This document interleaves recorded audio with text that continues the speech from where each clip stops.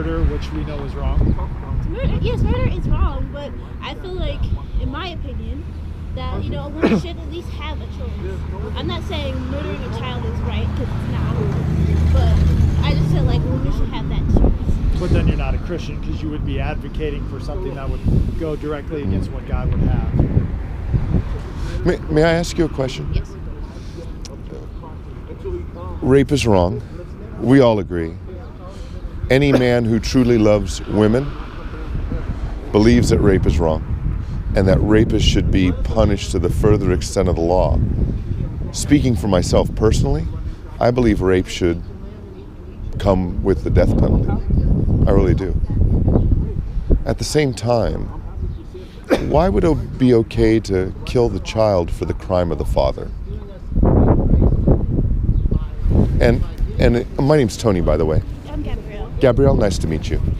Now, I'm already assuming in my mind how you're going to answer this. You seem like a very reasonable young lady, and I appreciate you taking the time to talk to us. Let's say that a young woman was raped, and as horrific and as tragic as that is, Here you go, ma'am. she decides that she's going to keep her child. She delivers the baby. The baby is healthy. About a month or two into the child's life, she begins to notice characteristics in the baby's appearance that remind her of the rapist. She thought she could handle this. She thought that she could raise the child.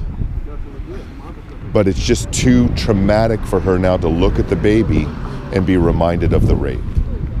Would it be okay for her to kill her 2-month-old child? Now, 2-month-old child? Yeah. No. Now, the only difference between what we're talking about, an abortion, and that 2-month-old child, is the age of the baby and the baby's location.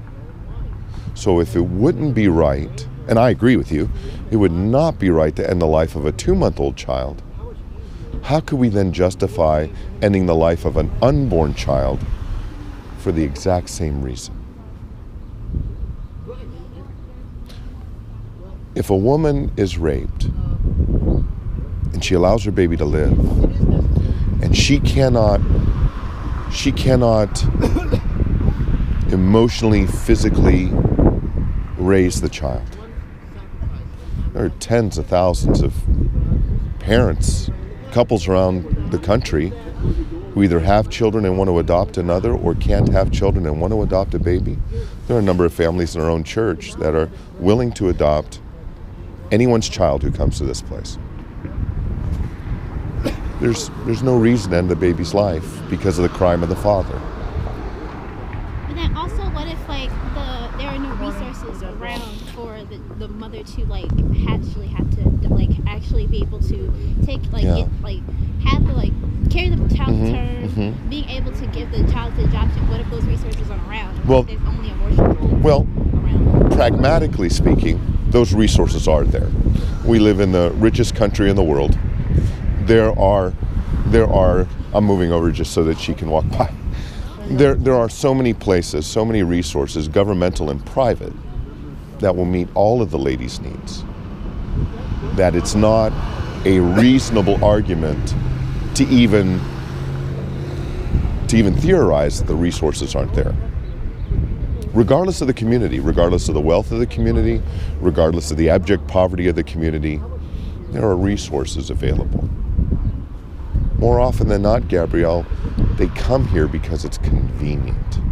Not because they have no other choice, but in their heart they simply have no other desire. And that's what makes what's going on here so different from who Jesus Christ was and what he did. Jesus Christ came to, I think I heard you tell Brad that you profess to be a Christian. Jesus Christ sacrificed himself so that others might live, while people come here to sacrifice someone else so that they might live more comfortably, more conveniently. But there are some that do that, that want for convenience, and some who really don't have a choice, really are living in abject poverty, if you say, and can't financially support a child. Right. You can't do anything like that, like really. Mm-hmm. And even then, even if adoption resources are available, like there's some that do that for convenience, but then there's some who really can't like actually take care of a child, really. Right. And if they believe they can't take care of a child, they can have their baby, and they could literally drop their baby off at any hospital, fire station, or police station and walk away with no questions asked. But what if they don't know that? No. But what if they don't know that? Even if they don't know that, in the end, there's no justification before God for murdering a child. None. And as Christians, we know that. And to put choice above life is to believe contrary to the Bible you profess to believe. It's contrary. But I just feel like, in my opinion, I shouldn't force my religion or my beliefs on someone else who decides to do that. That's just my opinion. But the Bible describes that as depraved indifference. Depraved indifference. Look, Gabrielle, I know, even though we've just met, I know that you would not make that argument about Jewish concentration camps. I know, I'm confident, that you would never even dream of making that argument about a plantation's owner's right to have slaves. I know you would never say for a moment, I just don't think it's my place to force my beliefs on other people. I'm confident of that. By supporting this, you are supporting slavery. That's what's happening here. But don't they also give contraception to women who need it? Don't they also provide that as well? Not just abortions, but also contraceptions, as well as making sure women are if they're sexually active, make sure that they're healthy and that they don't get like STDs or anything like. They also provide those services as well. And for every one place like this that provides abortions, there's hundreds of places that provide the exact same services at the exact same rates or free of charge that do not provide abortions. Gabrielle, that would be, to take your argument out a little further, that would be like saying it's wrong that the Nazis murdered Jewish people, but in those concentration camps, they also conducted medical experiments that led to vaccines, that led to the discovery of other diseases. And while they were killing the Jews, they also tried to do a lot of good for the German people. Would that justify concentration camps? Doesn't justify this either. Doesn't justify this. What if the argument was, look, I know slavery's wrong, but those slaves actually live better on the plantation than they would if they were in poverty and free. So while slavery is wrong, there are good things about plantations. They provide a service. Without those plantations, we wouldn't have cotton for our clothing. We wouldn't have corn on our table. We may not have beef in our stores. So yes, slavery is wrong, but those plantations do other things that are good.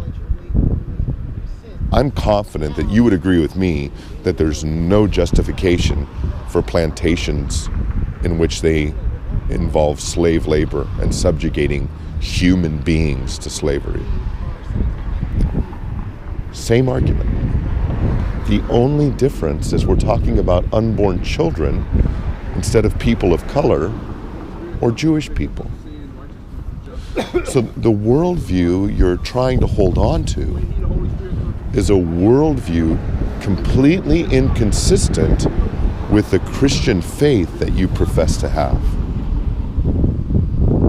And if you are in Christ, you have to submit to His authority, not to the authority of the world. And in the end, Gabrielle, it doesn't matter what you or I feel or believe. What matters is whether or not what we feel or believe is actually true. The truth is, this is murder. The truth is, the taking of an unborn child's life is murder. That's true. And God hates murder. And no murderer will enter into the kingdom of heaven.